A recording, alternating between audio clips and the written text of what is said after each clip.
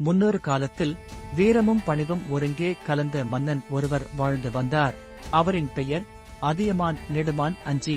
அவர் ஆட்சி செய்த தகடூர், இன்றைய தருமபுரி நாடு செழித்து வளர்ந்தது.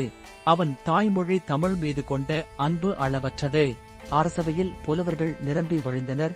அவர்களில் அனைவருக்கும் மேலாக அதியமான் மனதில் இடம் பெற்றவர் ஔவையார். ஔவையார் அறிவும் அனுபவமும் கலந்த தமிழ்த்தாய். அவள் பாடல்கள் மக்கள் மனதில் ஒளி புகட்டின. அதியமான் ஔவையாரை மரியாதையுடன் மதித்தான். ஒரு நாள் வேட்டைக்குச் சென்ற மன்னன் காட்டில் சில பழங்குடியினரை சந்தித்தான். அவர்கள் அவனுக்கு ஒரு அரிய கருப்பு நெல்லிக்கனி கொடுத்தனர்.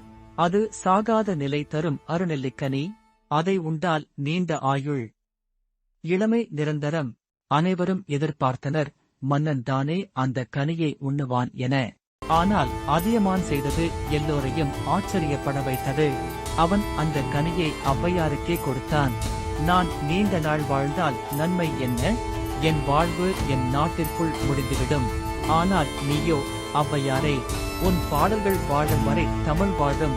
நீ வாழ்ந்தால் மொழி வாழும், மொழி வாழ்ந்தால் நம் மக்கள் வாழ்வர். அந்த நிமிஷத்திலிருந்து அதியமான் நெடுமான் அஞ்சி கடையேழு வள்ளல்கள் ஒருவராக போற்றப்பட்டார்.